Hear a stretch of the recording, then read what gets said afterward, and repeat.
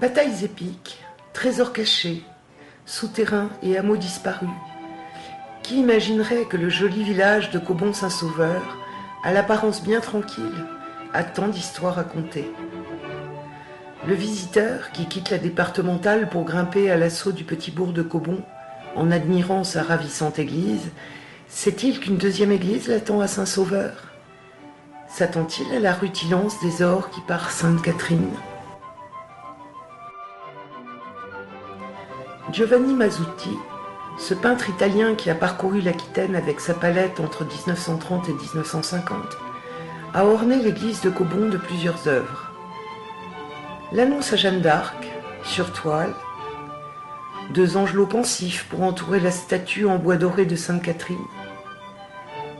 l'apparition de la Vierge à Lourdes, où la fresque met en valeur la statue traditionnelle dans sa niche devenue grotte.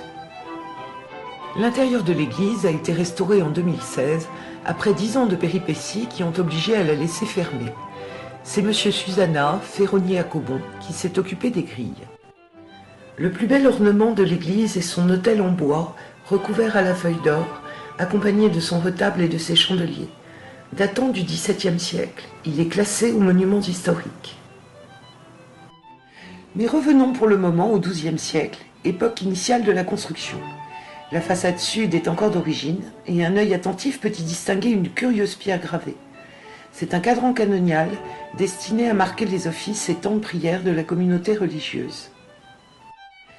La guerre de Cent Ans prend fin en 1453. Ce sont probablement ces méfaits qui nécessitent de reconstruire une partie de l'église à la fin du XVe siècle. Que raconte ce portail sur cette pierre aux lettres presque effacées? Comme souvent, les réparations utilisent des pierres et des éléments d'autres bâtiments. En voici une bien énigmatique. Au niveau du château fort, il y avait un trésor et le propriétaire du château aurait fait enterrer à l'église avec tous leurs trésors. Un trésor. Roselyne Sounalais, qui s'occupe de l'église comme sa grand-mère et sa mère avant elle, nous a mis l'eau à la bouche. Il ne reste plus qu'à sortir du village pour trouver ce château de Cobon auquel l'église a emprunté son portail et ses pierres. Sa proximité avec Duras a sûrement valu à Cobon d'être régulièrement visité par les routiers de la guerre de Cent Ans.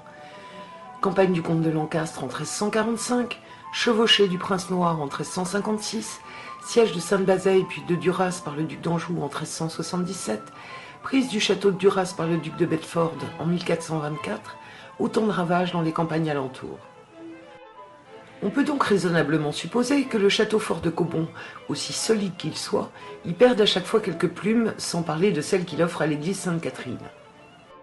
Il n'est toutefois pas totalement abandonné, puisqu'équipé de meurtrières pour les arbalètes, typiques des guerres de religion. Là encore, son destin semble lié à celui de Duras, qui a rejoint le parti protestant. Occupation plus récente encore, les vestiges de peinture sur le mur principal posent en tout cas question. Les actuels propriétaires des ruines sont australiens. Ils œuvrent à maintenir les pierres restantes dégagées des ronces et autres envahisseurs désormais végétaux.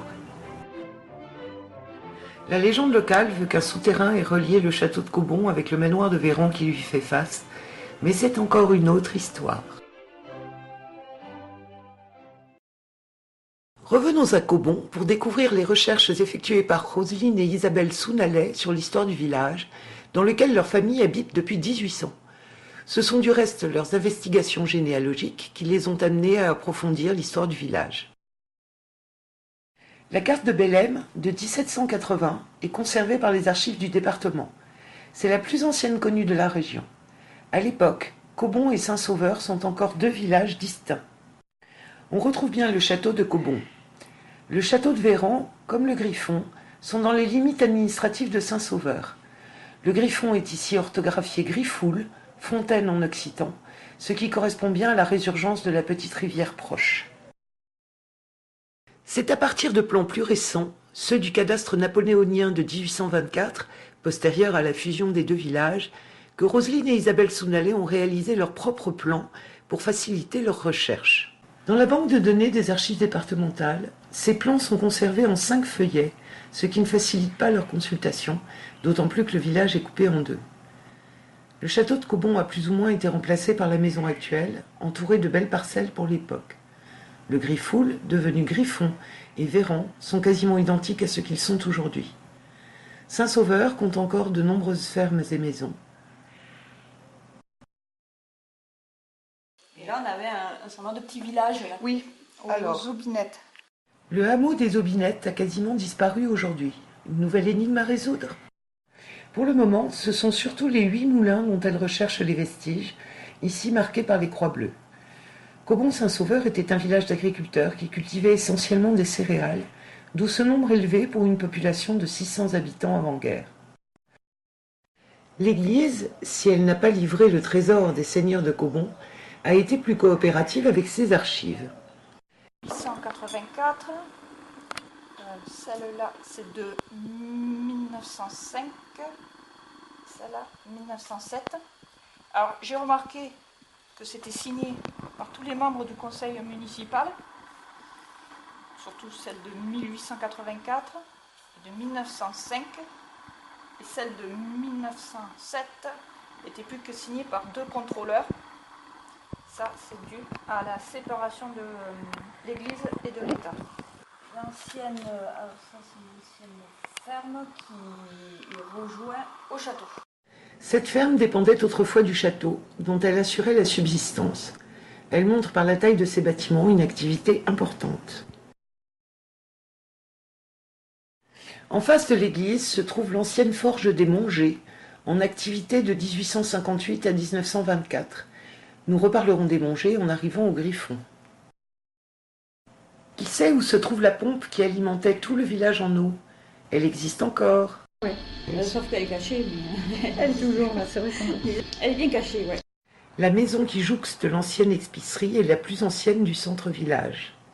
Les cartes postales de Cobon sont rares. La place était dite des 5 tilleuls. Il n'en reste que 4 aujourd'hui. C'est là que pendant longtemps ont eu lieu les fêtes du village. On se regroupait tous les 14 juillet, c'est ça? Voilà, ouais. 14 juillet, il y avait toujours une fête. Ça a duré très très longtemps. De nombreuses années d'ailleurs. Mais ça a toujours été les fêtes sous le tilleul. Il y avait des tables et tout ça. Et maintenant, ils font plus, c'est dommage. Les fêtes ont maintenant lieu sur ce beau terrain aménagé un peu plus bas. En poursuivant la descente vers Griffon, c'est un autre trésor que nous partons chercher. Un puits de pétrole. Du pétrole à Cobon? Comment est-ce possible? Donc, à cet endroit, en 1958, ils ont foré pour ne trouver que quelques rares matériaux, mais sans importance. Ça s'appelait le Cobon 101. C'était par rapport à Lévignac.